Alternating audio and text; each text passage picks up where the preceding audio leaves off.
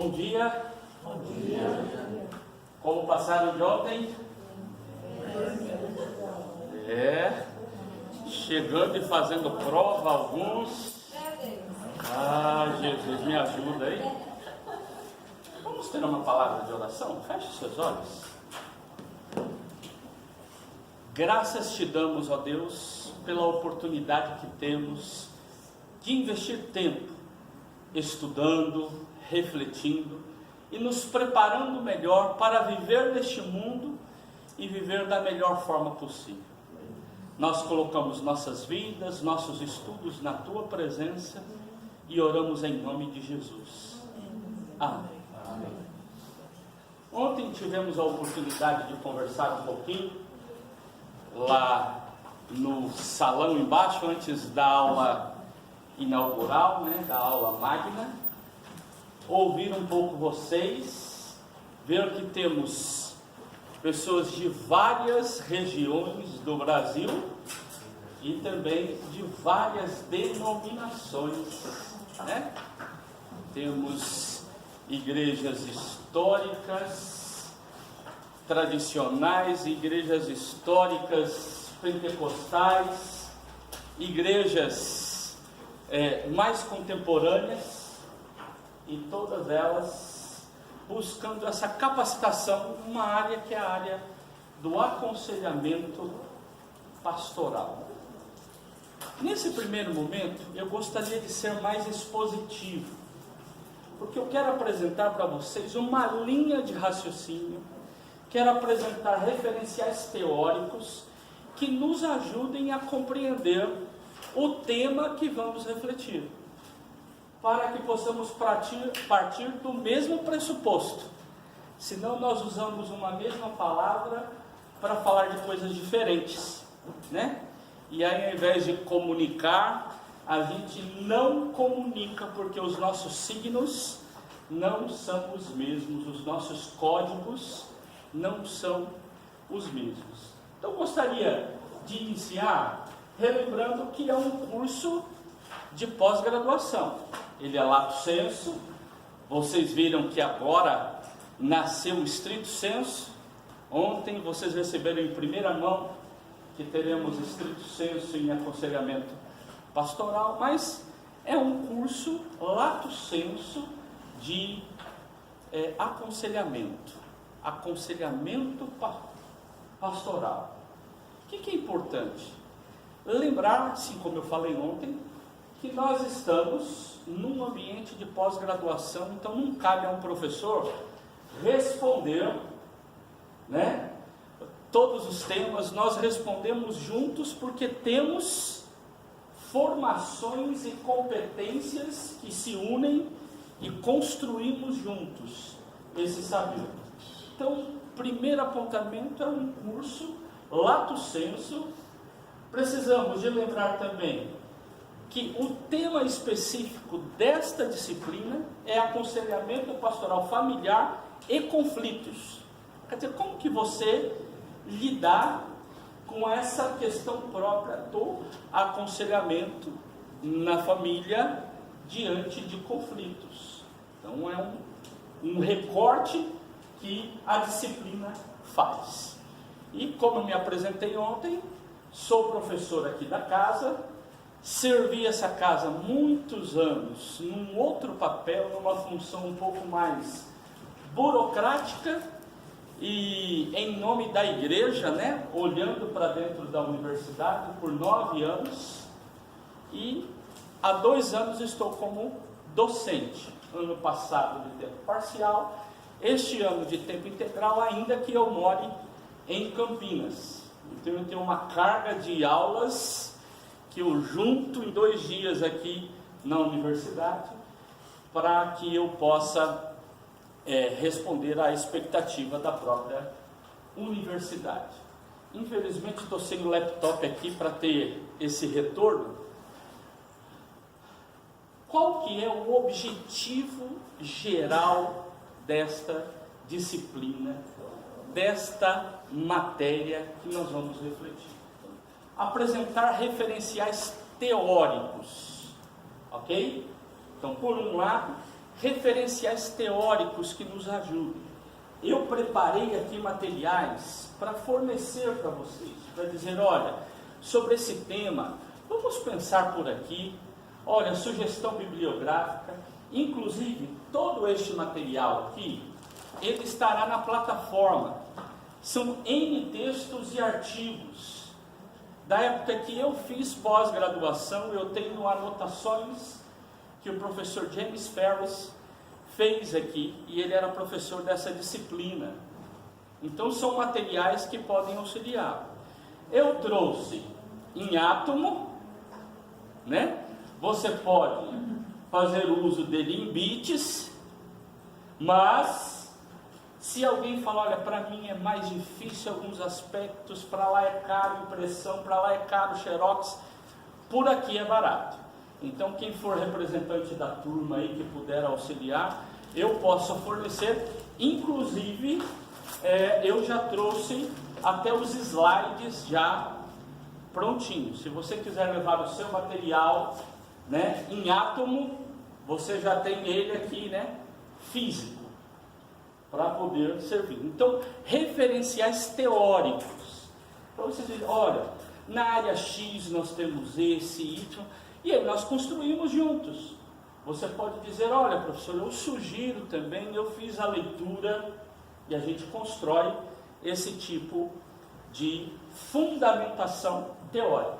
Mas só isso? Não. Nós precisamos de abordar questões da prática ministerial. Seja, no seu caso, um pastor, uma pastora, seja um leigo, uma leiga na vida da igreja, seja diácono, seja aquilo que você desenvolve no ambiente da sua igreja, ou, como muitas vezes acontece, né? Ou algumas vezes, pessoas que querem fazer uso desse trabalho para o seu cotidiano, para o ambiente profissional. Diz, olha, eu tenho oportunidade de conversar com as pessoas, né? Você já pensou um cabeleireiro que tem uma formação em aconselhamento pastoral? Não enriqueceria a conversa dele na hora que ele está ali? O dentista, você já conversou com o dentista? Gente, ele fala e a gente... né? Imagina um dentista que consegue... Então você tem subsídios para falar. Então vamos falar um pouquinho dessa experiência, de como é isso daí na nossa caminhada. Isso a gente faz através do quê? De estudos de caso. Antes de assumir a parte docente, que antes de vir para cá, de tempo integral, e ainda hoje, eu sou diretor de um instituto que trabalha na capacitação ministerial do laicato, né, dos leigos da igreja. E antes disso, por 24 anos, eu fui pastor de igreja em tempo integral, né, em igrejas maiores, companheiro do Bira, aí em muitas atividades na vida da igreja, e agora servindo nessa área docente de forma mais específica.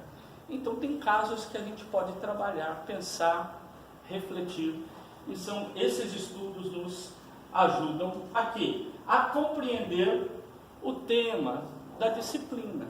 E aí a gente tem que fechar, né? O nosso foco, nós fazemos link com a área geral e voltamos para a nossa área específica, que é o que? O atendimento pastoral à família. Como que a gente desenvolve isso nessa relação familiar? E principalmente famílias em crise, em conflitos. Como se trabalha a negociação? Então a gente tem material que pode nos ajudar nesse aspecto de conflito e negociação. E eu quero apresentar para vocês. Como objetivos específicos. Primeiro gente, precisamos entender a complexidade dos temas de estudo. Eu vou apresentar para vocês o Edgar Morin, para quem ainda não conhece, e a teoria da complexidade. Às vezes nós queremos dar respostas muito simples, muito fáceis, para temas que são complexos. E às vezes partimos do senso comum, partimos da experiência pessoal e queremos impor ao outro uma forma de pensar, mas que foi construída, e vocês vão trabalhar com a professora Patrícia Marques, essa questão da constituição da nossa personalidade. Lembram que ela falou? O que nos fez ser o que somos? E ela deu até uma tarefa para vocês, né? Como é que você lembra a cada década da sua vida? O que te fez sair daqui e ir para lá? Né? Essas idas e vindas, avanços, retrocessos que nos constrói. Então, uma das questões é um pouco mais complexo, algumas respostas que as pessoas querem que venhamos a dar num aconselhamento de forma objetiva, né? As pessoas às vezes no momento de insegurança fazem pergunta objetiva, inclusive dão até múltipla escolha para a gente. Olha, eu estou com uma dúvida, você acha que eu devo A? Você acha que eu devo B? Você acha que eu... Você pode incorrer no erro de dizer B. É um pouco mais complexo essas respostas. Oferecer literaturas para a gente compreender estas nomenclaturas. Aconselhamento. Mas o que é aconselhamento? Aconselhamento pastoral. Então tá bom, vamos deixar aconselhamento de lado. O que é pastoral? Família. O que é família? Nós estamos falando a partir de que pressuposto epistemológico, de que linha de pensamento eu estou definindo família? Será que é uma construção minha, do senso comum, de um grupo restrito? De onde eu estou falando? Quando eu falo sobre conflito, eu estou partindo de que referencial teórico? O que é conflito? O que é crise? O que é negociar? Hoje é uma profissão. A profissão do negociador é uma profissão importante hoje, que lhe vai ajudar em determinados momentos a fazer arbitragem. Dizer, tá bom, vocês querem uma resposta diante disso e disso, é isso aqui. Às vezes é necessário, em tempos de conflito, a arbitragem daquele que faz este papel. E como que você vai negociar? Né? Como que a gente reflete sobre esse campo? Cultura. Não sei quantos aqui tiveram a formação em teologia. Alguns tiveram. Na área da teologia, a gente tem um referencial legal de cultura chamado Niebuhr. Né? O Niebuhr, ele vai trabalhar a relação entre a proclamação da fé e a cultura. O título do livro é Cristo e Cultura.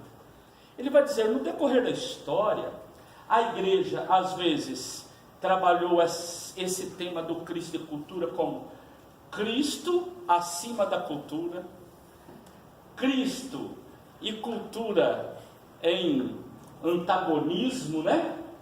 Um é contra o outro, Cristo abaixo, Cristo na cultura.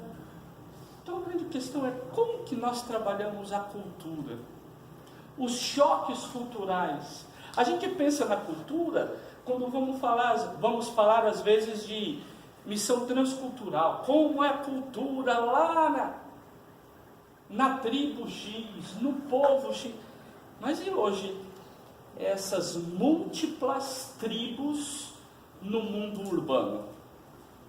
Uma das características do mundo pós-moderno é de que há uma diversidade muito grande e discursos dos mais variados para explicar esta diversidade. Então, como que a gente trabalha os aspectos que a psicologia nos apresenta, que a teologia nos apresenta, que a cultura nos apresenta? O professor Wesley, ontem, ele comentou que vai trabalhar o Milton Santos com vocês. E ele vai trabalhar nesse aspecto geográfico. O que faz com que eu seja assim? Porque nasci aqui nesse lugar, com essa cultura, dentro de uma família X, e por isso a construção da minha persona, da minha personalidade, é fruto de uma soma de coisas. E, para mim, o que é mais importante em qualquer formação, o vínculo que precisamos fazer sobre a prática pastoral e as nossas reflexões do saber teológico. Nós estamos numa casa especializada em conhecimento teológico. No entanto, numa linguagem mais piedosa, de décadas atrás, a gente se referia ao ambiente da faculdade de teologia como casa de profetas, né? Alguns mais antigos vão se lembrar, casa dos profetas, aqueles que são preparados para falar, proclamar em nome de Deus, anunciar e denunciar em nome de Deus, como um arauto. Então nós estamos num espaço onde o teológico precisa de dialogar com a prática. Isso daí, nos referenciais teóricos, nós aprendemos que chama-se praxis. Quando você pratica algo, reflete sobre o que praticou, aí você faz levando em consideração aquilo que você refletiu, e aí você vai refletir de novo em cima daquilo que você praticou, que foi realizado acima da reflexão anterior, que foi reflexão da prática anterior, e assim vai acontecer. Praxis, então, nos ajuda a compreender isso. E a pergunta, então, que vai nos guiar é: o que é aconselhamento pastoral familiar? Não é fácil responder essa pergunta. Se você tiver uma leitura simplória, simplista, você vai definir em poucas palavras assim. Mas se você, como aluno de pós-graduação, precisa de descrever, de dissertar algo, você verá que há uma complexidade muito grande para responder isso daí. Por quê? Primeiro, o que é aconselhamento, o que é pastoral, o que é família, o que é conflito, o que é negociação, o que é isso? Pelo amor de Deus, me ajuda a entender, para que eu possa, então, dissertar, explicar, compartilhar nos ambientes onde eu estou. Alguém já leu algo, já ouviu algo de Edgar Morin? Edgar Morin, da área da educação, muitos textos na área da educação, e ele faz uma crítica a esse mundo da hiperespecialização que nós vivemos. Por exemplo, se você não sabe que enfermidade você tem, você sabe que alguma coisa está errada, e você não sabe que médico procurar, que especialidade, em qual médico você vai? Clínico geral. Clínico geral. Aí ele faz um exame, né? Ali, geral, e diz, olha, melhor você procurar, e aí ele diz assim, o seu problema é ósseo. Ele então vai te indicar, e você vai procurar um ortopedista. Aí você chega no ortopedista, o ortopedista diz assim, olha, seu problema é problema de coluna, e eu sou especialista em joelho. E ele fala, mas eu vou te indicar para um amigo meu, que é especialista em coluna. E aí você chega no especialista em coluna e ele diz, eu sou especialista de lombar, e o seu problema é cervical. Esse mundo da especialização é só na área médica? Não, em todas as áreas. Além de teologia, eu tive a oportunidade de me formar em história. Então, em história você tem também uma pessoa que é especialista, lá na época das colonizações, ele é especialista em história do café no Brasil nas décadas X e Y. Você vai, e é isso que você está fazendo, preparando o seu artigo. Você está saindo do geral e arrumando um foco, e aí você vai focar para trabalhar isso. Então, um dos aspectos que precisamos de ter clareza é sobre o que ele chama de teoria da complexidade. Ou seja, há um emaranhado de coisas, de conhecimentos, de relacionamentos, de constituições, que a gente não explica fácil. E a ideia de complexo e de complexidade é ligado à ideia da teia de aranha. Que ele diz, ali está tecido tudo junto, e você quer tirar uma parte. Se você vai arrancar uma parte, o que acontece com a teia? Às vezes, quando nós queremos tirar uma parte, nós perdemos a ideia do todo. Ele diz, precisamos tomar cuidado com essa ideia da hiperespecialização. Mas 300 anos já? Vamos lembrar como que começa essa ideia? A ideia própria do iluminismo, que vai trabalhar a razão. Mas vocês se lembram daquele filósofo chamado Descartes? Descartes escreve um livrinho chamado Discurso do Método. E ele é que vai lançar as bases para essa ideia de um conhecimento científico. E a afirmação dele é, quando você quer conhecer bem um objeto, você tem que repartir ele na menor parte possível, para você conhecer o máximo da parte, do pouco.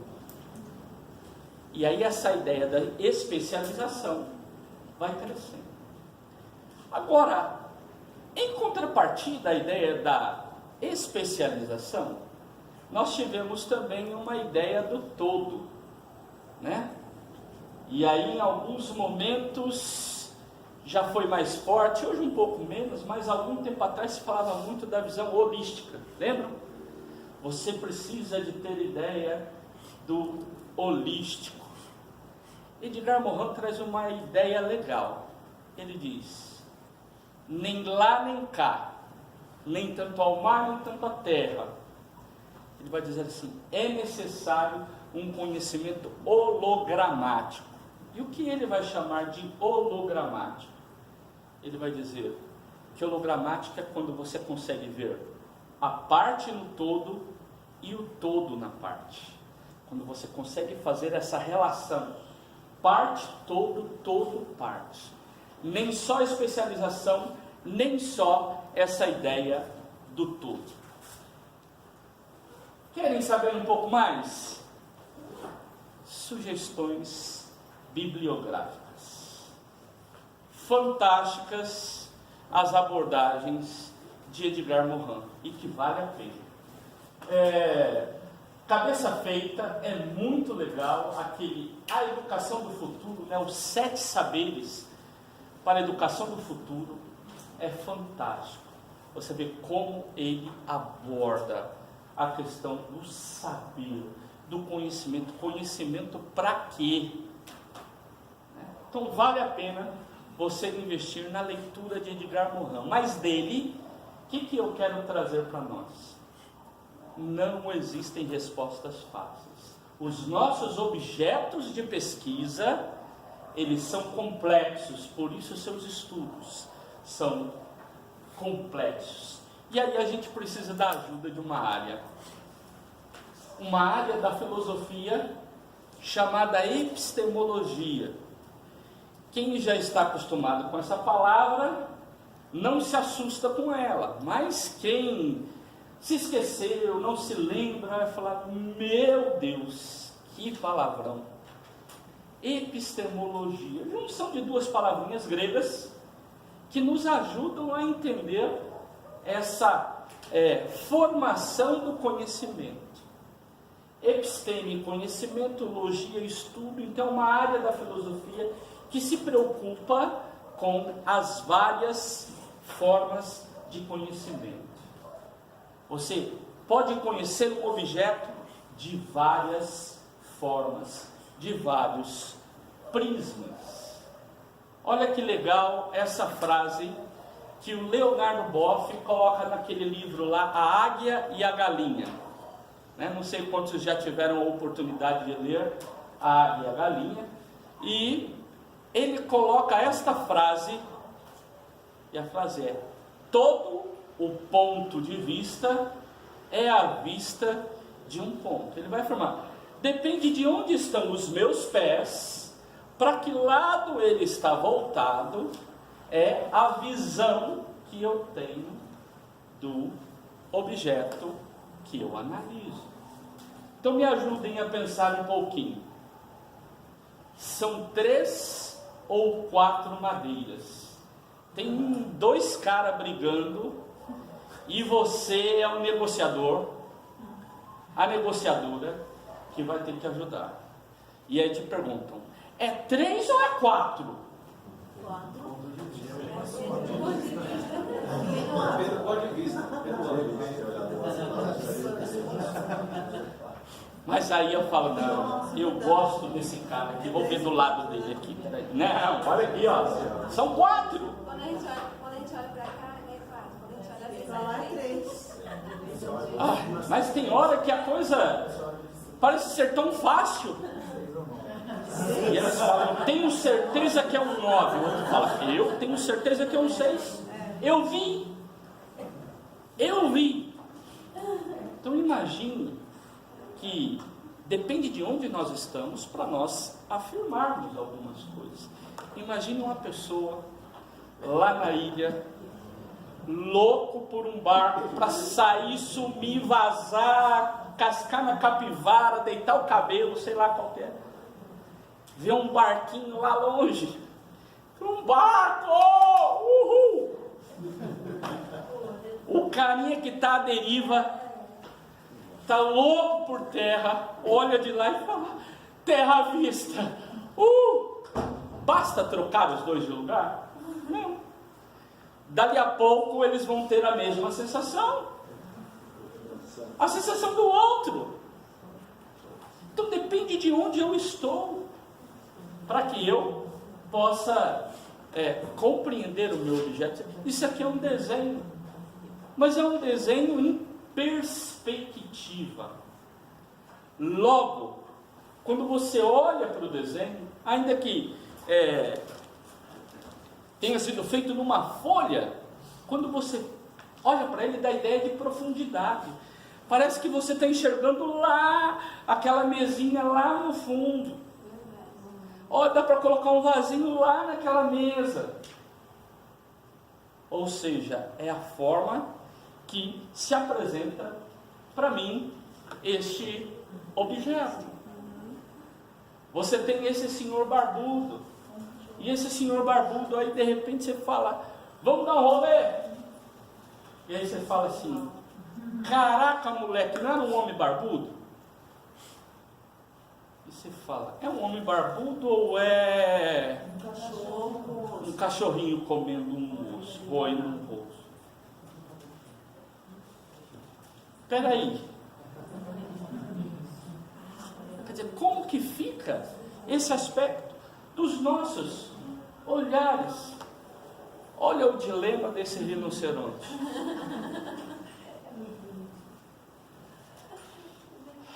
Como é que a gente vai explicar para ele que não tem aquele triângulo grandão, aquela montanha que ele desenha em todos os quadros dele? Como é que você vai dizer para ele: compadre, não tem isso, olha lá ele? Tem sim. Como que você lidar com isso quando vai trabalhar com as pessoas? O Talmud, ele traz uma frase que eu acho que pode nos ajudar a compreender um pouco. Ele vai dizer assim: nós não vemos as coisas como elas são, mas como nós somos. E quando eu interpreto um objeto, eu interpreto algo, eu interpreto a partir da minha constituição psíquica, daquilo que eu sou, daquilo que eu me tornei resultado.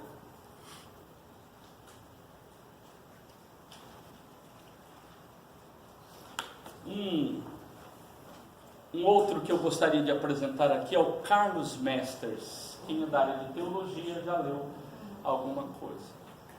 O Carlos Mesters, ele é interessante que naquele livro lá, Por Detrás das Palavras, lá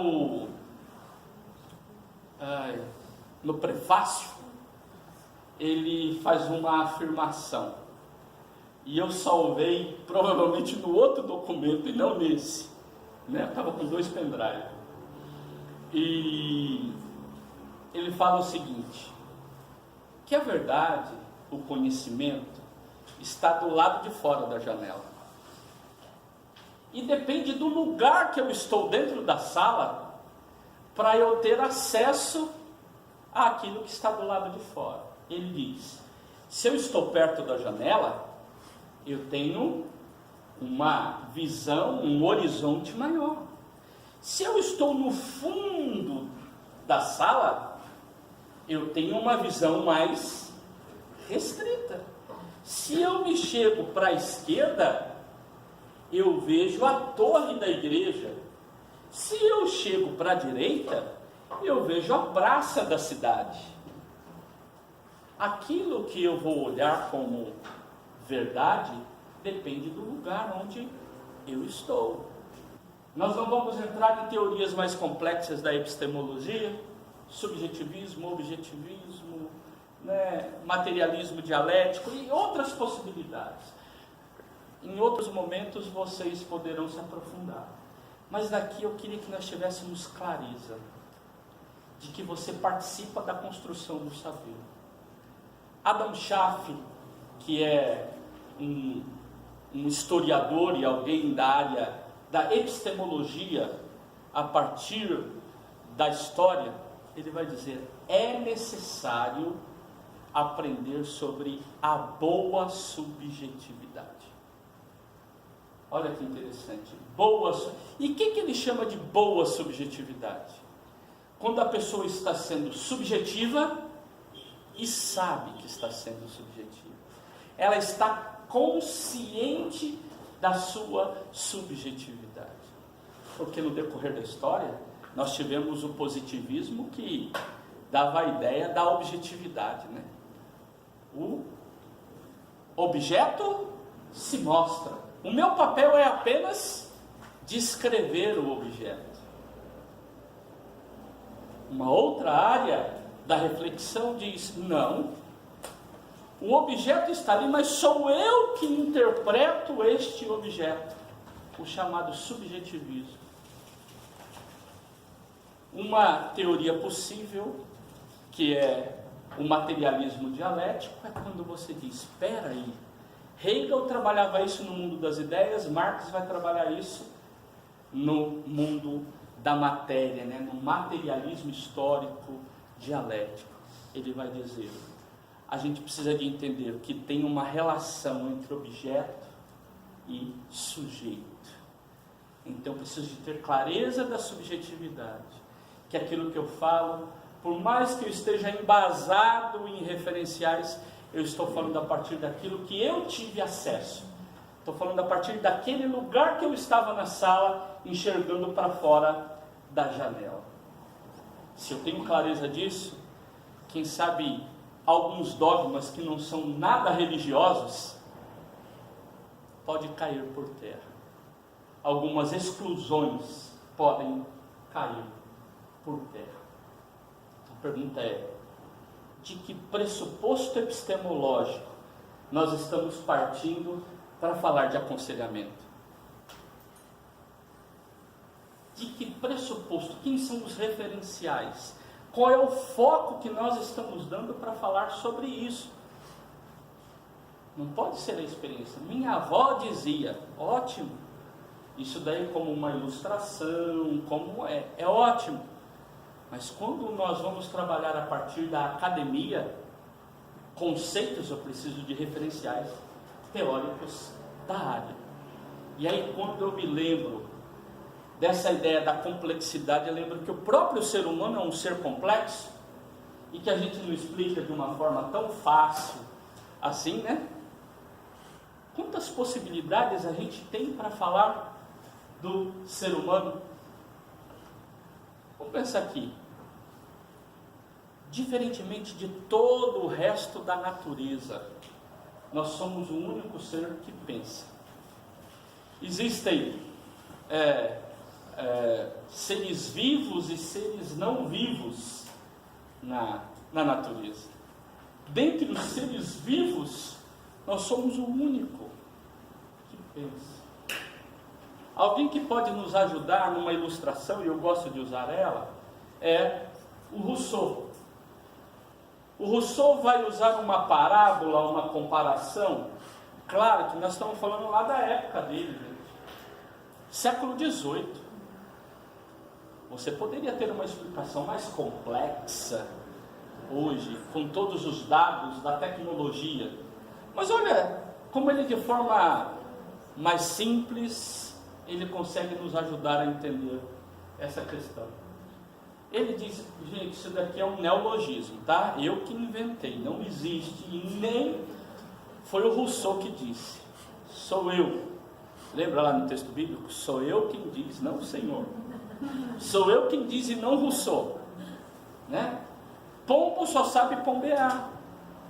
Ele não sabe ser outra coisa. Ele não é capaz de inovar. Ele não tem capacidade de reflexão e de mudar.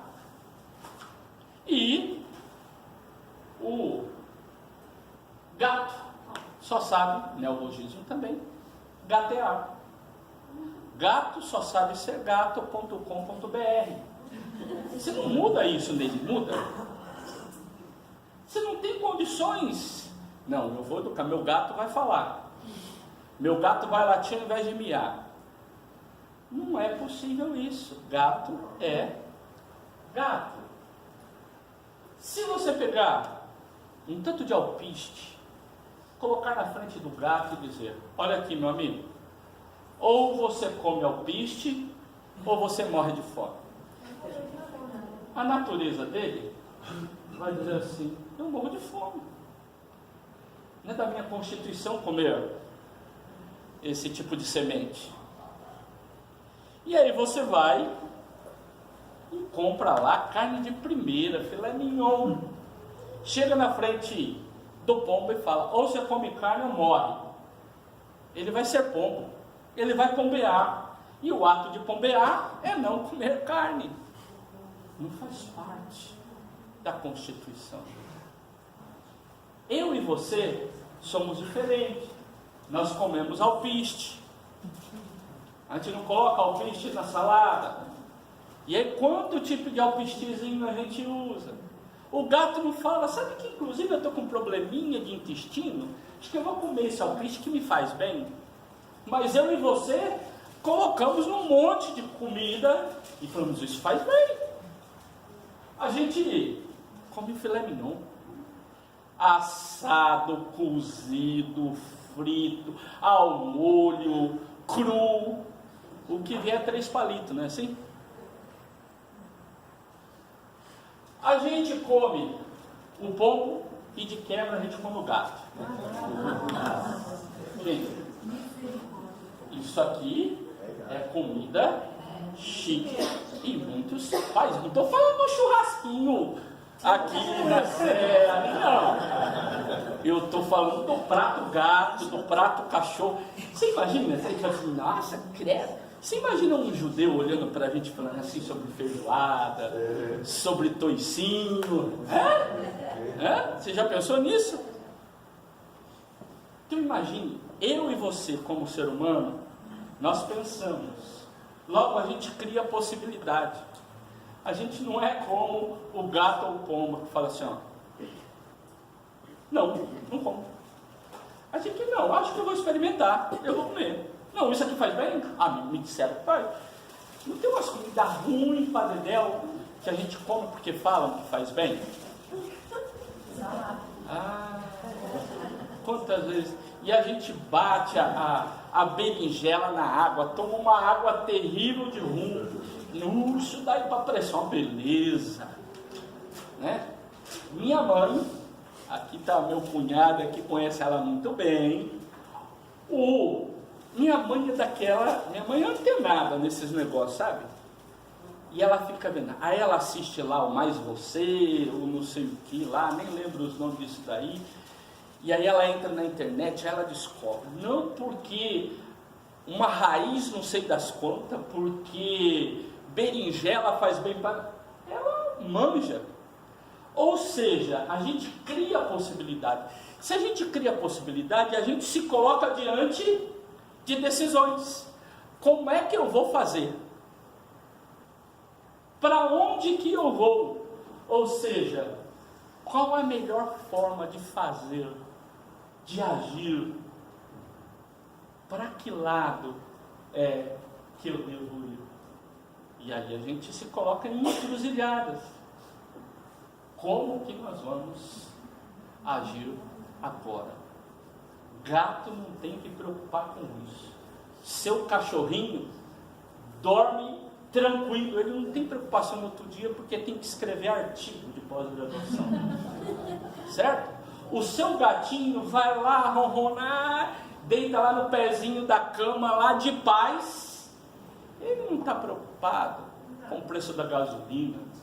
Ele não está preocupado com a questão política. Agora eu e você pensamos, refletimos e temos preocupações. E qual é a área que nos ajuda a entender essas questões da decisão? É a área da ética. Imagine que eu e você, quando vamos agir, realizar algumas ações, decidir, nós vamos perguntar, mas qual é a forma correta? Qual a melhor forma de se fazer isso? Nós estamos no campo da ética. E aí a pergunta, tá bom, o que é ética? Tem palavras que a gente usa bastante, mas a gente não sabe direito o significado dela. No senso comum tem gente que pensa que ética é uma tabela que você tem do certo e do errado, ou seja, existem comportamentos que são aceitáveis e comportamentos que não são aceitáveis. Isso é ética.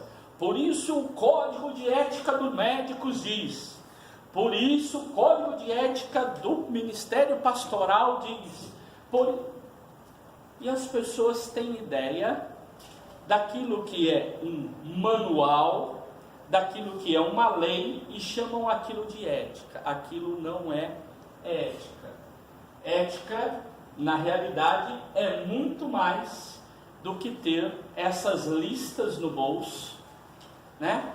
E alguém perguntar assim, é ético? Eu conto uma experiência, já contei em outros momentos. Estava dando aula nesses polos que eu viajo pelo Instituto, e na época eu estava no Tocantins, na igreja de Porto Nacional, na formação de evangelistas. E uma senhora lá fez a seguinte pergunta na bucha, na aula, assim: reverendo, é ético ler a Bíblia no celular dentro do templo? Isso há uns 3 anos atrás. Aquelas perguntas que pegam a gente no contrapé, né? E aí você pensa, rapidez, né? E aí eu falei, sabe que fizeram essa pergunta alguns anos atrás? Era um pouquinho diferente. Igual, mas só que diferente. Sabia que a Bíblia, ela era copiada por homens que eram separados só para isso? E que tinham um ministério de copiar a Bíblia e faziam isso em oração. Eles ficavam ali. Era uma responsabilidade. Acredita que veio um tal de Gutenberg e ele inventou uma máquina que sem espiritualidade nenhuma, sem nada, ó. Sabe que eu acho que a gente tinha que voltar aos rolos, eles eram mais santos. Ou seja, de que pressuposto nós estamos partindo? Do estilo do material onde está esta mensagem ou da mensagem em si? A minha preocupação é se ela está em átomo ou em bits. Se ela está materializada ou se ela é virtual. Então, eu preciso de decidir. Então não basta uma lista de ser, tá certo. Não, tá errado. E quantas vezes há abuso de autoridade por parte de líderes religiosos, que pensam que tem no bolso essa lista, tiram e sacam do bolso e dizem, olha, esta aqui é a verdade. E não estou falando das nossas doutrinas não, gente. Eu estou falando de comportamentos, de coisas do cotidiano, que quer definir a caminhada e a possibilidade de decisão do outro a partir da sua constituição pessoal. É certo ou é errado? Me preocupa em alguns meios quando uma relação de discipulado tem criado em pessoas dependência de seus líderes. Saio do meu emprego ou não saio? Qual é meu próximo passo? Eu não saio de casa sem conversar com o meu líder. Peraí. Ética é a capacidade que nós temos, a inteligência de decidir. Por isso, não é uma categorização do que é certo e errado. Porque se fosse isso, na realidade, sabe o que seria? Uma escravidão. Para isso já existe lei. Com lei não tem conversa. Tem conversa? Com lei não tem conversa. É isso. Se fosse ir ao pé da letra, pronto, já está decidido. Agora, quando nós temos a possibilidade de decidir, de avaliar, de refletir, de questionar, vamos pensar então.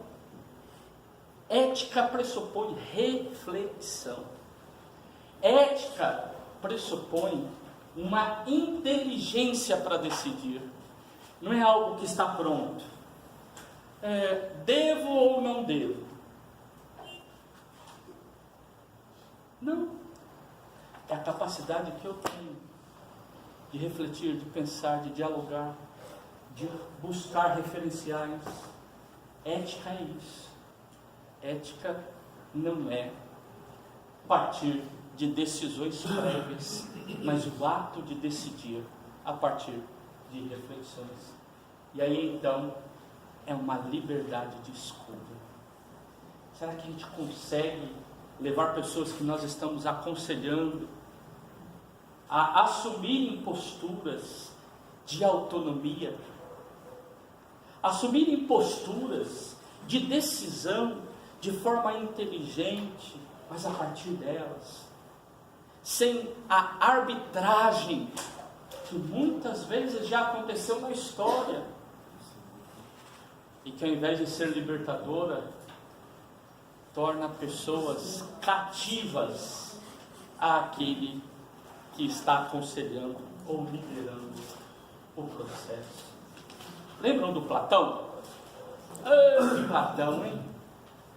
Ele aprendeu algumas coisas com Sócrates, depois ele é precursor de Aristóteles, mas eu queria pensar um pouquinho aqui, uma historinha que ele conta lá na República, né? Não sei se você já teve a oportunidade de ler.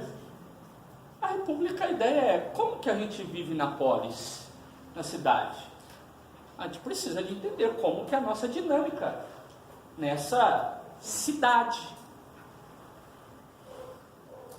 E aí, ele vai apresentar uma historinha que eu acho que é muito jóia. A República, ele vai fazer diálogos. Os textos do Platão é sempre apresentando Sócrates, né?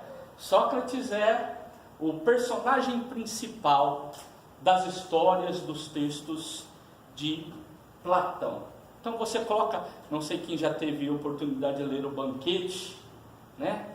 O Banquete é legal para a gente entender o que significa amor em grego, né?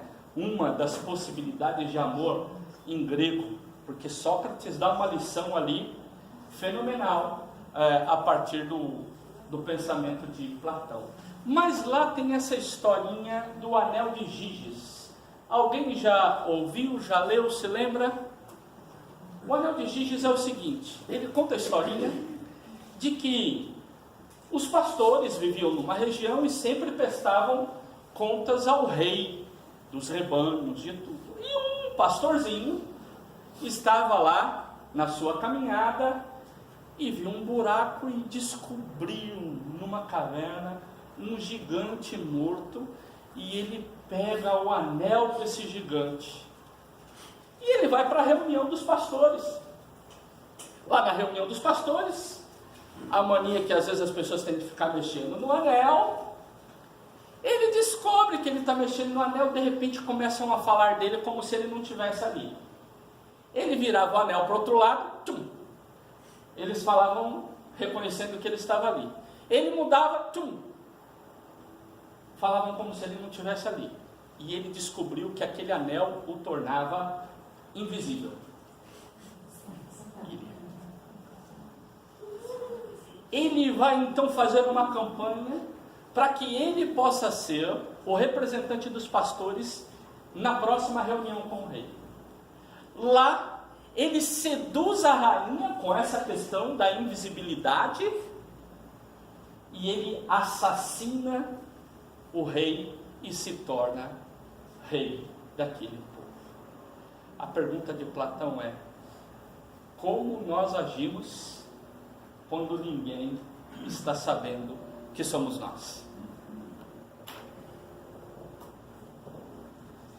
Professor Clóvis de Barros Filho, não sei quantos já viram as palestras dele na internet. Para além dos palavrões, ele é um cara de uma reflexão fenomenal. E ele cita, um exemplo do trânsito. As pessoas dizem assim: o radar moralizou o trânsito. Ele fala o inverso: o radar desmoralizou o trânsito. Por quê? Olha, a pessoa na realidade seguiu a lei e não a ética, né? O radar, ele faz com que a pessoa tenha uma atitude porque está sendo observado. Isso daí pode acontecer lá no supermercado, né? Se a pessoa estiver lá com pensamentos escusos, olhando para aquela barra de chocolate, e ela disfarça de lá, de repente ela pega a barra de chocolate, na hora que ela faz assim, tem uma plaquinha. O que está escrito na plaquinha? Sorria.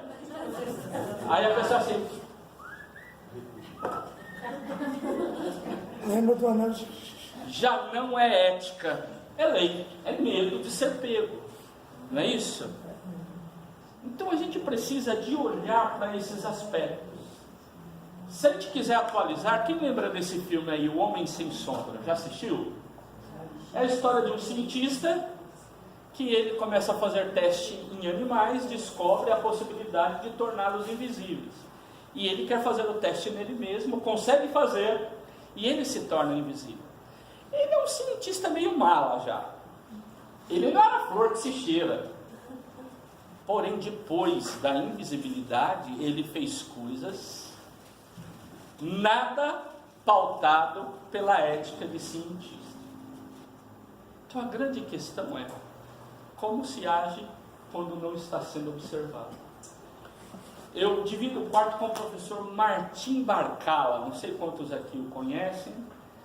O professor Martim Barcala é um estudioso da área da teologia sistemática, e preparando algumas questões da aula, ele dividiu comigo e me mostrou um vídeo sobre física quântica. Eu falei: caraca, moleque! Bem teológico, né? E aí a questão é: os físicos fizeram o seguinte experimento. Pegaram uma espécie, um lançador de átomo, uma metralhadora de átomo, e numa parede que tinha um friso. Isso fazia com que o átomo passasse por esse friso e ele se espalhasse, ele se espalhasse de uma forma lá do outro lado. Fizeram 2 frisos. A forma como ele se comportou foi diferente. Fizeram um terceiro. Colocaram um olho mecânico filmando o átomo. Ele teve uma reação diferente. Definiram que, sob observação, o próprio átomo, ele tem atitudes diferentes. Eu falei, gente, é muito doido isso. Nós estamos falando da gente como ser humano, ser pensante. Nós estamos falando do átomo. Então tem uns temas da área da física quântica, algumas coisas, que a gente não consegue nem entender. E que a gente precisaria, quem sabe, ser mais humilde para fugir de algumas afirmações de verdade, de certeza, mas que são senso comum, são do nosso próprio erro. O que é então que nós vamos falar sobre estes temas? Aconselhamento pastoral. Primeira coisa, não vamos ter resposta fácil. Vamos entrar no mundo da teoria para nos ajudar e nos fundamentar.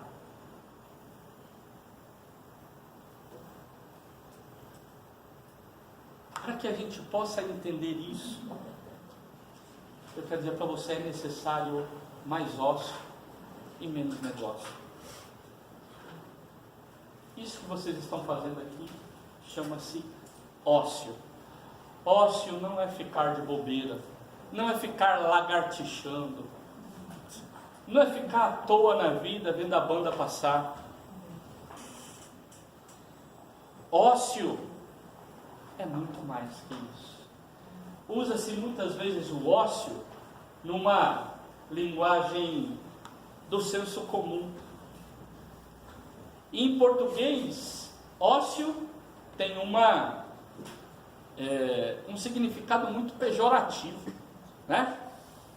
Esse prédio fica ocioso a semana inteira, não é isso? A ideia de que é uma coisa que não tem utilidade. Há uma linguagem que é uma linguagem preconceituosa. Mas vamos procurar o que significa ócio do ponto de vista epistemológico. Ócio é uma palavrinha que vem do latim. Essa mesma palavrinha, lá em grego, é a palavra escolé. Escolé é de onde, para mim, para você, na nossa língua, nasce a palavra escola. Logo, tempo livre para refletir.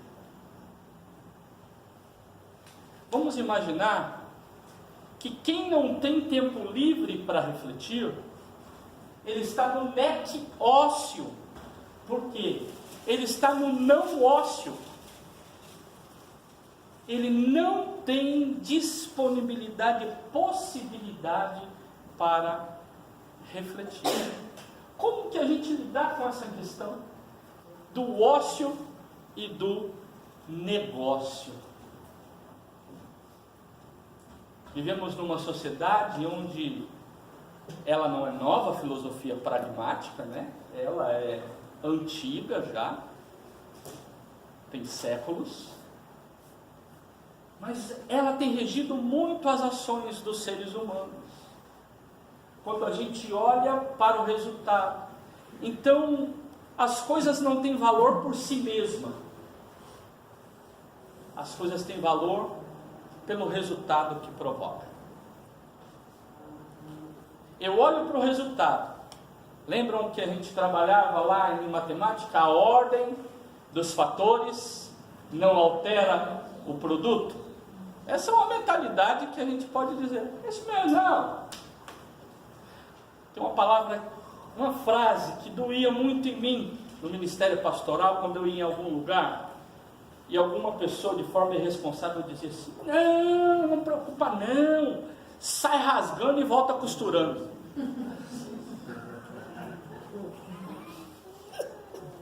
Tem umas rasgadas que a gente dá na igreja que não costura nunca mais. Tem umas rasgadas na vida dos outros que você não consegue fazer sutura nunca mais. Esse negócio do sai rasgando e volta costurando é fria. Eu preciso de pensar. Agora imagine, quem que tem tempo livre para pensar na sociedade grega? O filósofo, não é isso? Platão, Aristóteles, Xenofonte, os caras lá. O escravo estava onde? No negócio. Ele não tinha tempo livre para pensar. Então vem daí essa ideia. Que tal então se a gente pensasse um pouquinho nessas ideias de aconselhamento, dizendo, nós estamos investindo tempo aqui no ócio, para refletir. E quando nós perguntamos sobre aconselhamento, nós estamos falando a partir do ócio, não do negócio, do resultado que você quer. Não, eu preciso aqui. A irmãzinha, o irmãozinho, a pessoa me fez a pergunta, o que é aconselhamento? E eu, para mostrar que eu sou inteligente, eu já sapequei uma resposta. É diferente de quando eu e você paramos para pensar e refletir. Aconselhamento. Aconselhar. Muitas pessoas, quando definem aconselhamento, vão pensar na ideia de conselho.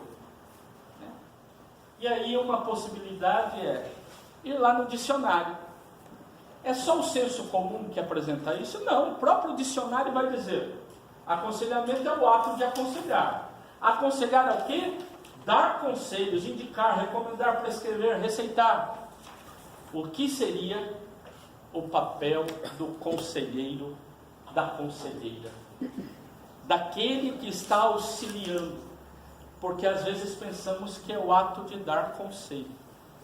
Eu lembro uma vez que eu ouvi uma pessoa dizer assim, numa palestra, né? Falou assim, aconselhamento não é dar conselho, senão o melhor conselheiro era o preto velho no centro de Macumba. Aquilo me marcou. Não é dar conselho, não é coisa pronta. Aconselhar é muito mais que isso daí. Uma tarefa para vocês. Conselho vem de concilium com S ou concílio com C? Tchananã. De onde vem essa ideia de aconselhar? Concílio S, concílio C. Boa tarefa. Aconselhar não é dar conselhos. Quando você vai para os referenciais teóricos, que eu vou apresentar agora para vocês, eles vão dizer assim, não é dar conselhos, não é encorajar, isso aí vai, é isso aí, uhul, vamos lá. Não. Aconselhamento é muito mais que isso. É ajudar a pessoa a se compreender. E aí você ajuda a pessoa a ser autônoma. Você ajuda a pessoa a decidir. Você ajuda a pessoa a tomar a decisão que seja melhor para ela. Mas às vezes nós queremos dar uma resposta pronta. E essa resposta pronta, vamos imaginar lá, isso acontece muito com pastor, com pastora, né? Velório. A mãe está com dor porque está passando pelo luto, a despedida de um filho. de uma filha. Só que o filho e a filha não era aquela flor que se cheira, né? Morreu de um jeito meio complicado. E a mãe pergunta assim para você na bucha: será que ele foi para o céu? Aí você tem que pensar 10.514 vezes e meia. O que eu vou responder para ela? Ela está fazendo uma pergunta objetiva, eu digo sim, digo não. O que eu vou fazer? Tem horas que a melhor resposta é assim, ó.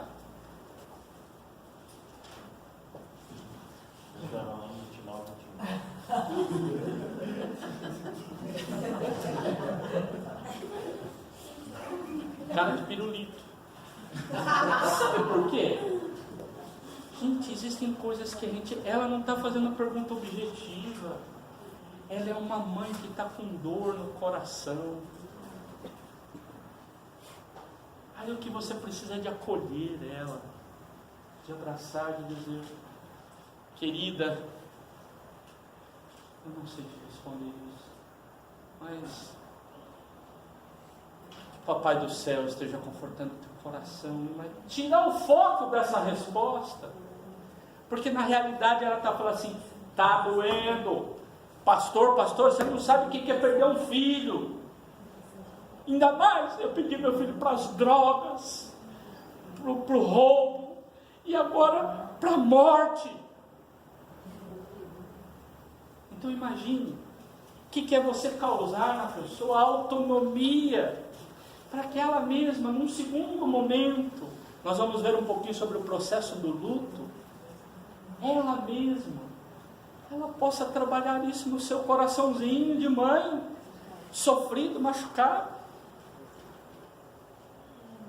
Ou às vezes morte de uma criança, e alguém chega perto do caixãozinho e diz assim: é uma florzinha que foi plantada no jardim do Senhor.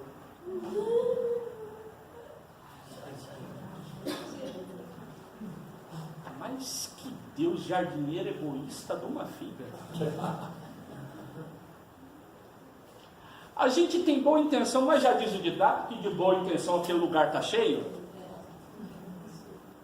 Então a gente às vezes quer ajudar, mas ao invés de ajudar a gente atrapalha. Por isso que esse ato de aconselhar, como eu fui pastor de igrejas grandes e numa grande maioria população idosa, eu sempre fiz muita visita, e nessas igrejas costuma ter uma sociedade de mulheres, né? Ativa, que gosta de visitar e gosta de chamar o pastor para fazer visita junto. Quando eu ia fazer visita com as mulheres, eu era o violeiro. Eu levava a viola debaixo do braço, cantava com ela, tocava lá, né? Cantava um canto, eu tocava, elas cantavam, e eu, ó.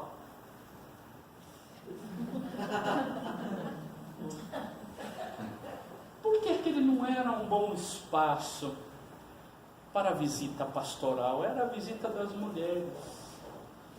E dependendo do jeito que as mulheres faziam a visita, eu tinha que fazer uma visita pastoral depois.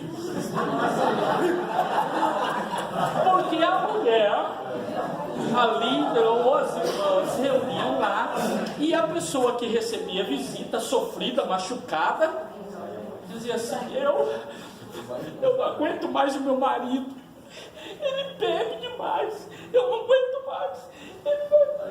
Na hora que a pessoa está começando a colocar para fora, está saindo da garganta aqui assim, sabe? Aquilo que vai libertar ela, chega uma crente, enfia a Bíblia na garganta dela assim, ó.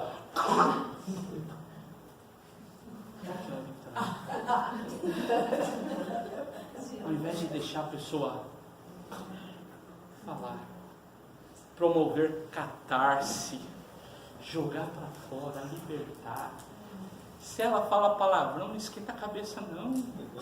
Se ela fala palavrão, depois ela mesma vai falar assim: desculpa. Ela está precisando de jogar aquela dor Só que quando você pega assim, a palavra diz, irmã, crê no Senhor Jesus e será salvo tu e tua casa. Você tem jejuado pelo seu marido? A mulher que está precisando, sabe, de libertação, ela se torna crente. Libertação do marido desse pingu. Ah, não. Gente, imagine como que seria então esse aspecto.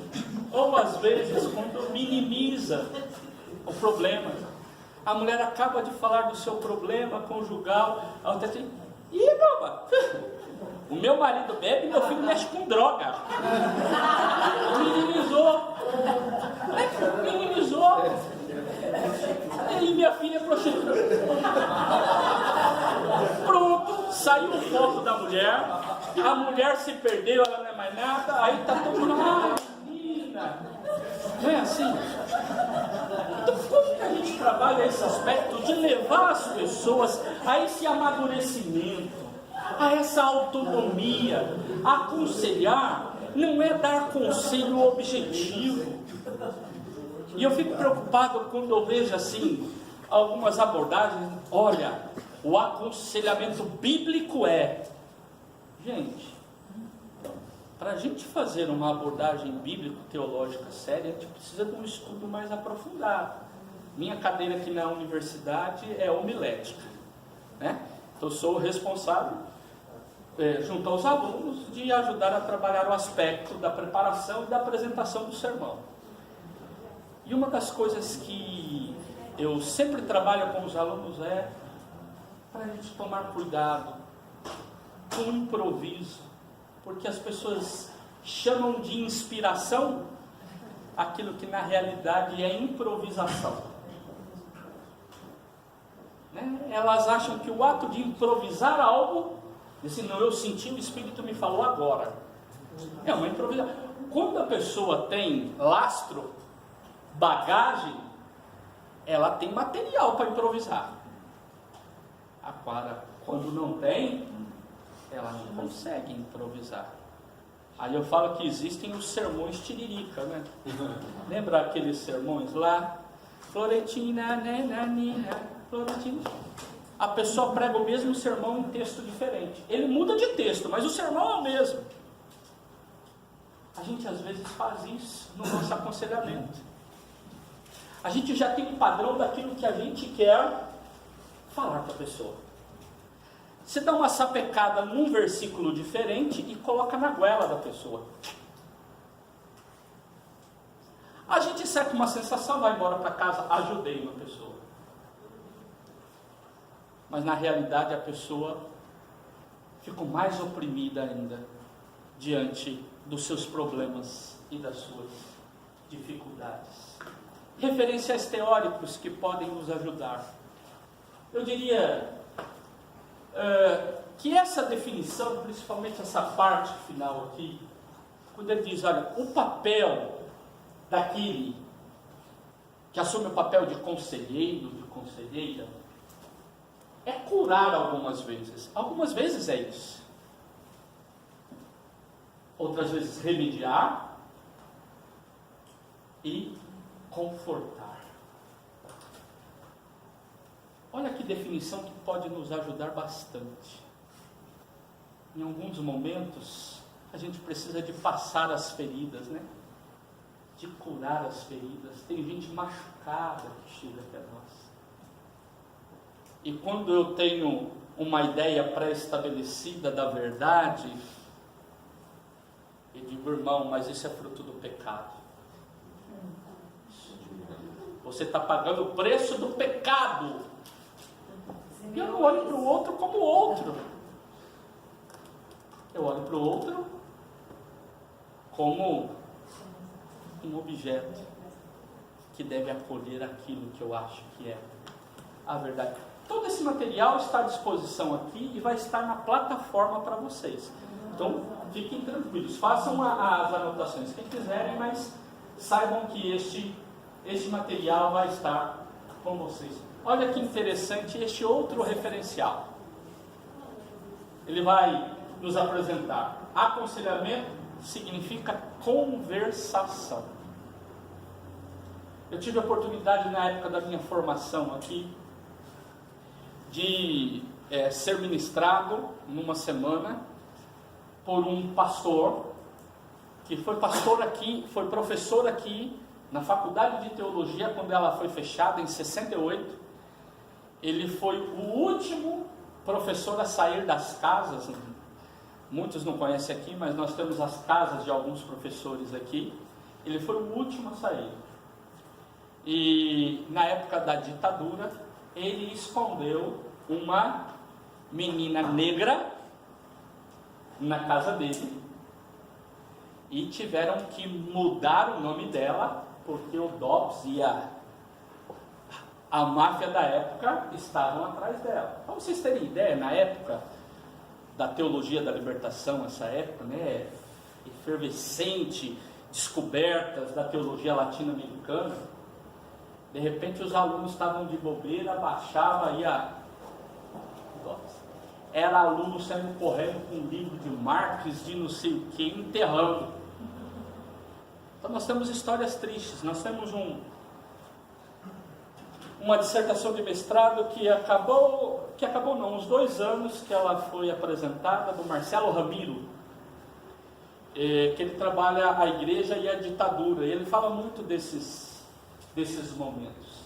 Mas esse pastor, ele veio aqui há alguns anos atrás, se eu não me engano foi em 98, que nós fizemos 30 anos, 98, 30 anos, ano do perdão. Ele veio, e gente, no meio da palestra dele, essa menina, essa que era aluna naquela época, uma senhora, ele é um norte-americano, estava nos Estados Unidos, veio, na hora que ela entrou dentro da sala, que ele estava ministrando aula, que ele a viu, foi aquela comoção. E ele estava trabalhando um tema que é aconselhamento por narrativas. É uma área legal se você gosta de estudar um pouco mais. Aconselhamento por narrativa, ou seja, você é convidado a provocar a pessoa a narrar sobre a sua dor. E nesse ato de narrativa, ela reelabora o seu sentimento. Ok? É tal como se o sentimento, tal como um guarda-roupa de adolescente que não está fechando a porta. Aí a mãe vai lá e fala, você pega, tira tudo, dobra, guarda, pendura. E aí vai lá, arruma, dali a pouquinho a porta do guarda-roupa, cabe, mas está mal arrumado. É como a bolsa de viagem, que a gente vai lá para a praia, e tá na hora de vir embora, você dá uma amassada no negócio, aí você tem que colocar a roupa tudo em cima da cama, dobrar, aí fechou. Tem coisa que cabe, mas está mal arrumado. Essa narrativa, né, essa ideia do aconselhamento por narrativa, é você levar a pessoa a tentar reelaborar o seu sentimento. Ela nunca vai ter acesso àquilo, ok? Você nunca tem acesso ao passado, gente. Primeira coisa que a gente tem que ter clareza: ninguém tem acesso ao passado. Eu tenho acesso àquilo que eu estou sentindo neste momento relativo ao meu passado. Adulto dizendo assim para a criança: eu dou graças a Deus pelas chineladas que a minha mãe me deu. Eu sou o que sou por causa da chinelada. Uma ova. Na época que levava a chinelada era a pior coisa do mundo. Aquele sentimento já ficou no passado. Eu estou reinterpretando esse sentimento hoje. E eu estou vendo resultados. Então quando eu reinterpreto isso, então uma possibilidade é: como que eu vou ajudar a pessoa na conversação? Porque a pessoa que está em crise, ela perdeu alguns referenciais. Eu preciso de ajudá-la como uma bússola. Dizer: olha, há possibilidades. por aqui, me fala um pouco mais. A pessoa vai gerar na pessoa autonomia para ela responder. Agora, quando eu chego e falo, não, o lugar certo é ali, ó, vai lá, pronto. Seus problemas acabaram, filho. Né? Aconselhamento Tabajara, quem lembra? Então, a gente precisa de ajudar as pessoas a encontrarem um caminho. Outro referência. Gente, eu estou pegando um de cada um desse é um livro. Ok? Para vocês verem que material tem. E a gente pode buscar nesses materiais.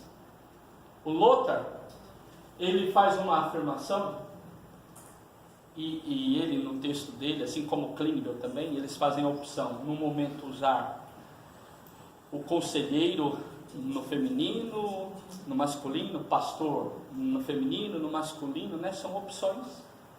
Mas olha lá, enquanto a pastora concentrar em suas próprias mãos um ministério que é de todos os crentes, estará sufocando o seu processo de amadurecimento, impedindo que cheguem à perfeita varonilidade. E aí a gente começa a pensar sobre aconselhamento pastoral. Quando a gente fala aconselhamento pastoral, nós estamos falando do aconselhamento que o pastor dá, que a pastora dá. Se nós vimos que tem a questão do aconselhamento que é ajudar pessoas, quando eu uso aconselhamento pastoral, eu estou falando do quê? Da tarefa do pastor, da pastora, do clérigo, do sacerdote, do líder da comunidade. Quem que desenvolve um ministério de aconselhamento pastoral? Outra possibilidade que nós temos, inclusive eu cito aqui materiais, artigos que vocês podem entrar depois e ler na íntegra. Mas esse aqui é o cara mais enjoado para falar o nome dele. E eu me divirto quando o Ablanches vai citar o nome dele. Né? Então eu nem me atrevo. É aquele cara ali, certo? O termo aconselhamento pastoral é uma tradução para o português de uma palavra inglesa, aquela lá, usada especialmente no contexto norte-americano. Entendam, essa ideia de aconselhamento pastoral vem de uma linha de reflexão de pastoralistas norte-americanos. Por que a gente não usa aconselhamento cristão? Que daria para pastor fazer, pastora fazer, leigo e leiga fazer. Todo mundo faz. Mas por que a gente usa essa linguagem aconselhamento pastoral? E a gente vê que não. Isso daí vem porque nasce num ambiente norte-americano, pastoralista, onde estava em voga, era muito mais forte, a ideia do gabinete pastoral, do atendimento pastoral para aconselhamento no gabinete, que quem sabe não é muito comum na América Latina e para nós no Brasil. Os nossos aconselhamentos às vezes acontecem lá no corredor da igreja, acontece no mercado, acontece na visita, acontece na hora que o bicho pegou, né? Então não tem que olha, fale com a secretária, eu vou atendê-la às 14 horas no gabinete. Ok? Então nós precisamos de ter ideia de onde nasce isso. E de lá vem essa ideia de poimênica e aconselhamento pastoral. Não sei para quantos é novidade essa expressão poimênica, né? Aconselhamento a gente já viu um pouquinho aqui, vocês vão se aprofundar em textos, mas de poimênica, e aí a gente entender que aconselhamento pastoral está contido na poimênica. Uau, que coisa doida. Outro que fala de poimênica, mas o senhor não vai explicar poimênica? Calma lá. Por partes. Outro que trabalha a ideia de poimênica é o Klingel. Esse para mim é o livro base que me ajudou muito na minha formação, no meu ministério pastoral. Em determinados momentos ele foi livro de cabeceira, porque ele nos ajuda na caminhada como conselheiros e conselheiras cristãos, com um bom referencial teórico e bíblico-teológico. Então, acredito que ele possa nos ajudar. Ele vai trabalhar no texto dele, que é esse garoto aqui, ó. Ele vai trabalhar no texto dele na ideia de crescimento, libertação e integralidade. Gente, um aconselhamento que leva a sério o crescimento do outro, ele é muito diferente daquele que quer trazer uma pessoa amarrado aqui na cintura. Você depende de mim.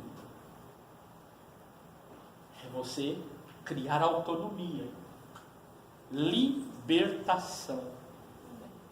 Vivemos num mundo de opressão, e aí você pode ter vários níveis de opressão. Como que você trabalha a ideia de libertação? Será que é só essa linguagem de libertação de espírito maligno? Às vezes a gente fala muito isso, né? Tarde de cura e libertação. Parece que a palavra libertação está ligada apenas a exorcismo, a expulsão de demônios. Será que não tem algumas outras coisas que escravizam? Está no campo da humanidade e dos relacionamentos? O processo de crescimento, ele dura a vida inteira. Eu gosto muito de uma frase do Mário Sérgio Cortella.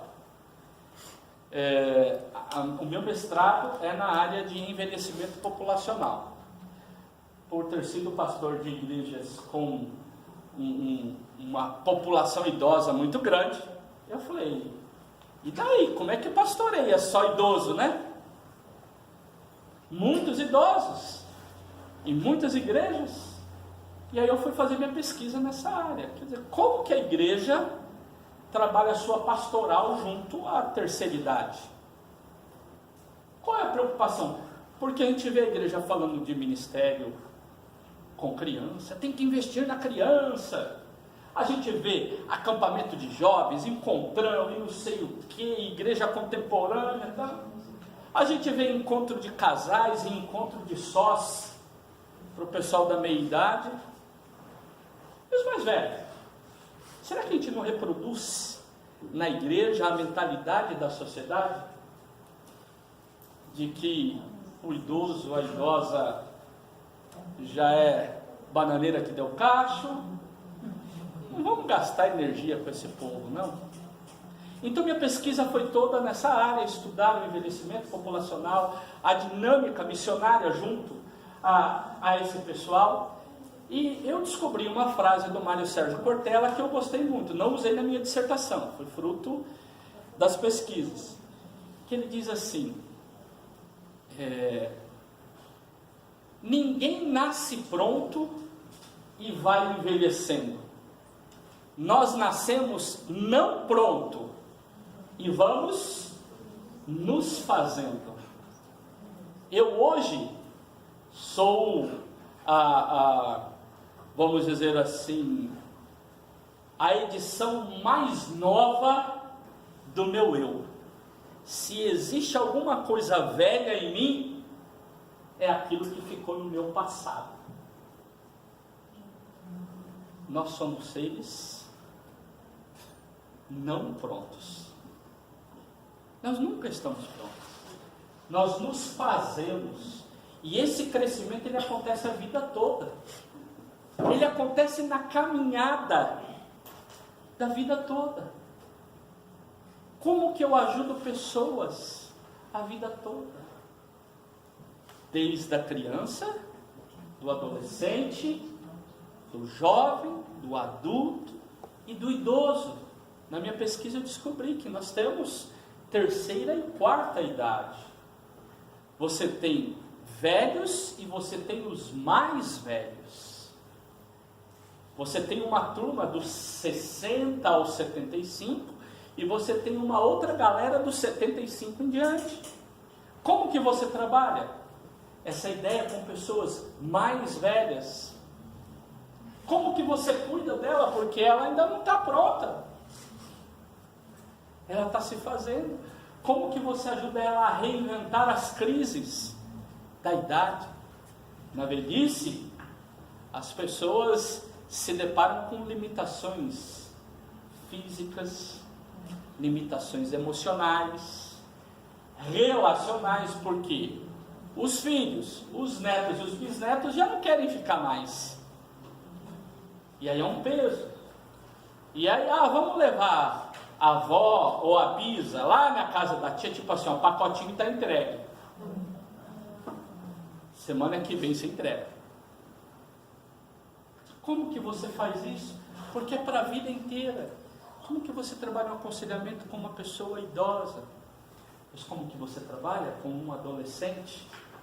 Pensando que a vida toda vai ter este processo.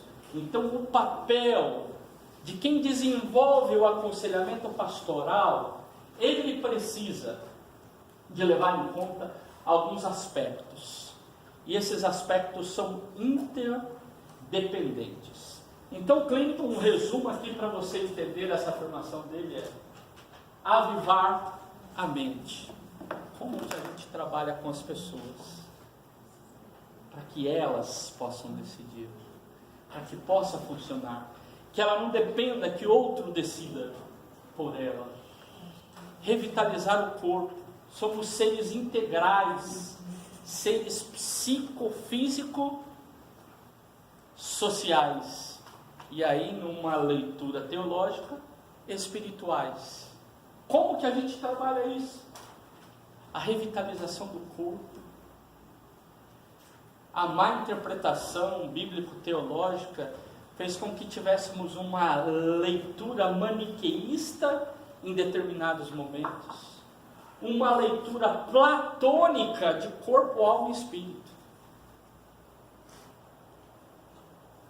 Corpo, alma e espírito, numa concepção bíblico-teológica, não se separa.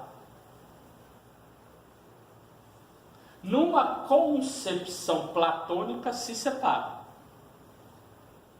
Platão fala do mundo das ideias, né?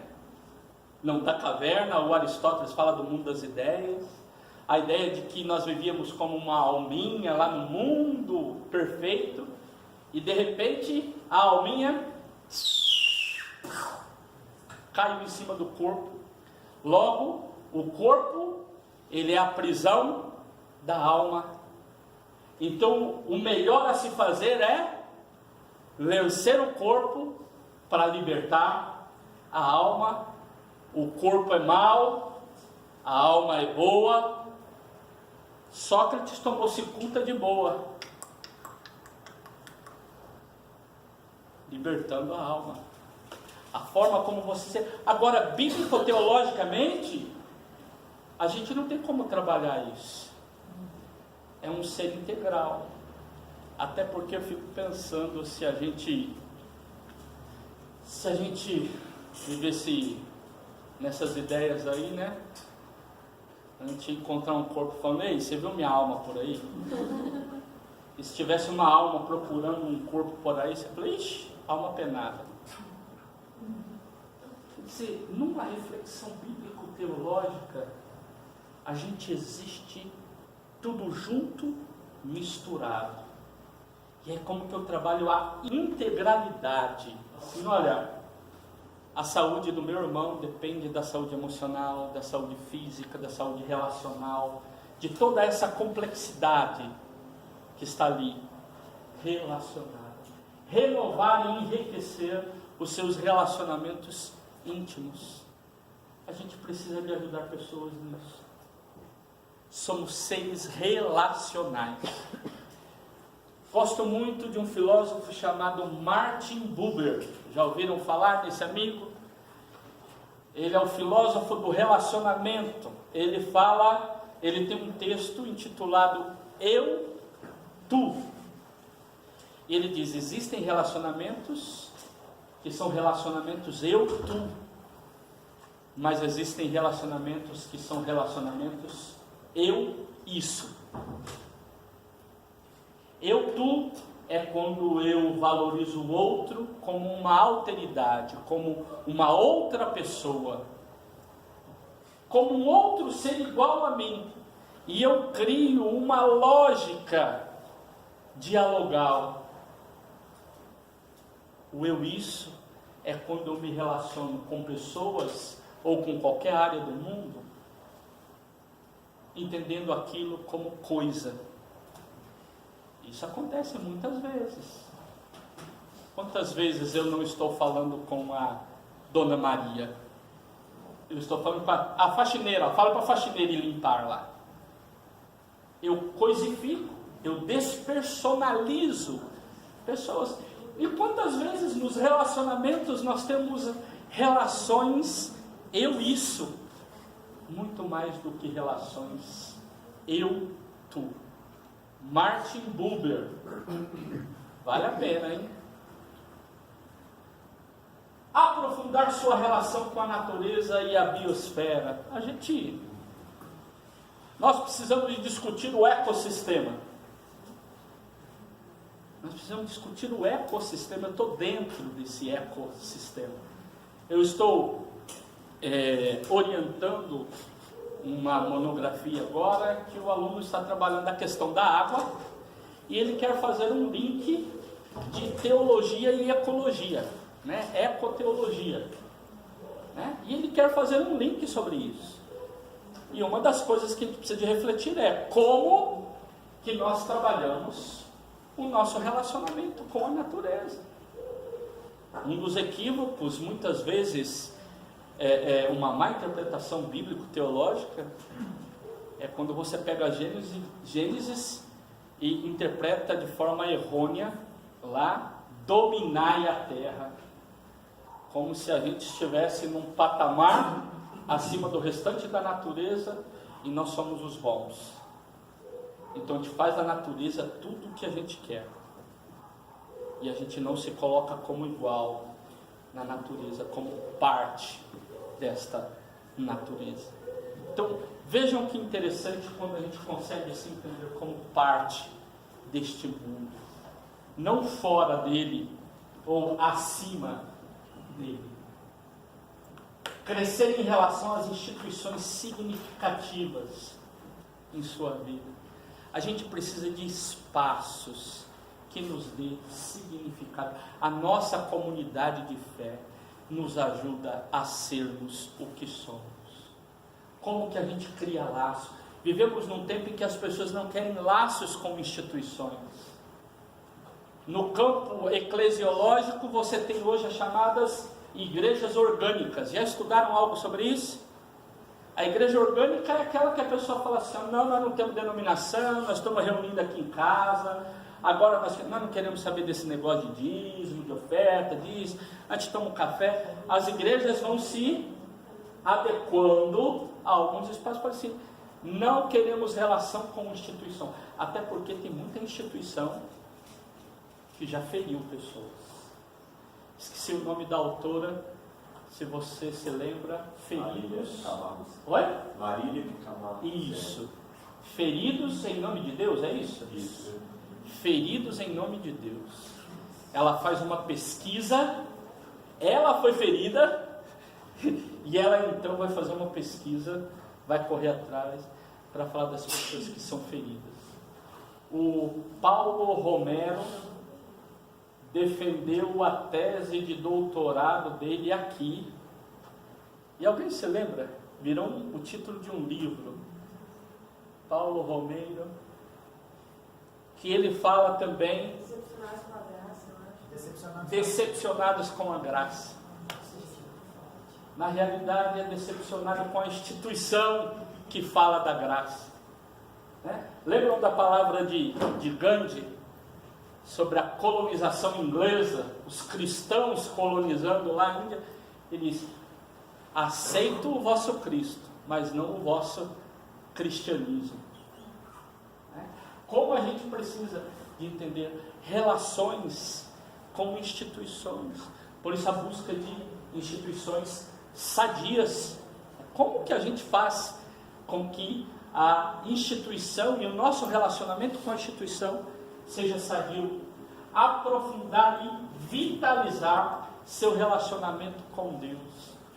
E aqui estamos no campo puramente dos nossos ministérios como igreja. Como que a gente ajuda as pessoas a se relacionarem com Deus? Vou levantar uma questão aqui. Será que às vezes nós não vivemos mais o negócio do que o ócio no ambiente das nossas igrejas? Pensem comigo. Nesse tempo em que nós buscamos igrejas ativas, igrejas que se apresentam na sociedade, onde pastores são confundidos com gestores. O bom pastor hoje não é aquele pastor que vai lá na UTI acompanhar a irmã Mariquinha, que está nos últimos momentos da vida dela, e você está lendo um salmo lá para ela, e está cantando baixinho no ouvido dela. Se for eu, ela morre mais rápido. E aí, você está lá, uma coisa do ministério privado.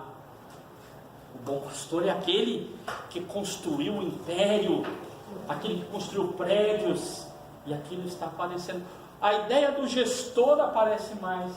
E imagine comigo, às vezes nós envolvemos as pessoas em tarefas institucionais, e nós acabamos estressando a vida de membros da igreja, que tiram tempo de ficar com Deus para trabalhar para Deus. Nós estamos fazendo tanto que temos pouco tempo. A gente quase não tem tempo de intimidade, de oração. E eu falo como alguém muito envolvido na vida da igreja. E que tem hora que a gente precisava de passar régua. Sabe qual é o sentimento que a maioria de pastores e pastoras tem? Quem não é pastor aqui, eu quero compartilhar com você. É que você trabalha o dia inteiro. Você chega de noite, passa a régua, e se você tem a sensação que você está devendo ainda, que ainda tinha mais coisa para fazer. As expectativas que as pessoas têm sobre o ministério do pastor, da pastora é grande, ou do líder da igreja. Será que como que a gente faz com que as pessoas tenham momentos com Deus, se a gente rouba o tempo para negócios na vida da igreja? Pensem comigo, essa é uma crise que eu tenho. E a gente vai falar para o povo da igreja, não vem na atividade da sociedade de mulheres que nós estamos fazendo aqui, não. Fica orando em casa. Fica. Não, vem, vai ser legal. Mas a gente envolve as pessoas em vários trabalhos que às vezes os rouba desta possibilidade de intimidade. Como que a gente fortalece isso? Sem ser discurso. Estou falando lá no sermão, você precisa de orar. Onde tem sido o teu monte das oliveiras, meu irmão e minha irmã? Não estou falando disso não. Estou falando de motivar, de propiciar esses espaços com os membros da igreja. E aí então, a gente precisa de entender poimênica. Poimênica. De onde vem essa palavra poimênica? A palavrinha grega para pastor é poimên. Poimên, daí poimênica, cuidado pastoral. E olha que interessante, o que o Clínico vai dizer, olha, a função daquele que cuida, daquele que pastoreia, e aqui nós não estamos falando do clérigo e da clériga, é daquele que assume um papel de cuidado, de cuidador. Hoje tem sido muito bonito em alguns meios as pessoas que acabam liderando grupos pequenos, células, de forma responsável e cuidando dos outros. Aí não é o pastor clérigo que cuida, é um outro leigo que assume uma função cuidadora e que pode então realizar trabalhos. Dentre eles, qual que é a função da poimênica, desse ato cuidador? pode ser de curar. Quantas vezes as pessoas estão debilitadas, machucadas, feridas, entristecidas? A gente precisa de curar, de sustentar a importância de ser apoio. Em português, a gente tem dificuldade com essa ideia do conselheiro, conselheira, porque dá a ideia de dar conselho. Em outras línguas, se utiliza uma palavra que dá a ideia de companheiro, daquele que se coloca do lado, daquele que ajuda a carregar, daquele que é apoio. Então, quando a gente trabalha a ideia da sustentação, eu fico imaginando lá, texto bíblico que fala sustentando em amor. Sustentar é o papel de ser um apoio. Por exemplo, o sustento do celular está sendo esse tripé. Ele que dá sustento, dá base. Em alguns momentos, como que a gente faz esse papel de ser o referencial de sustento, né? Algumas pessoas interpretam aquele texto bíblico como suportar, né? Tem que suportar. É sustentar no sentido de ser a base sólida, onde a pessoa vai se firmar. Orientação. Como que a gente orienta as pessoas? Será que é de forma diretiva, com uma possibilidade só? Ou ajudando ela com possibilidades? Eu acho que o exemplo do Waze pode nos ajudar bastante, né? Hoje você começa a ir por um caminho, de repente ele te dá outras alternativas. Quem sabe nós precisamos levar as pessoas para o Oriente e nós vemos possibilidades nessa orientação. Reconciliação. Como que a gente trabalha esse aspecto da reconciliação? Conciliar novamente, reunir novamente, nutrição. Como que a gente nutre essas pessoas? A poimênica se preocupa com isso, com essa nutrição. Não é aquele trabalho de, vamos fazer um trabalho aqui para tirar da crise.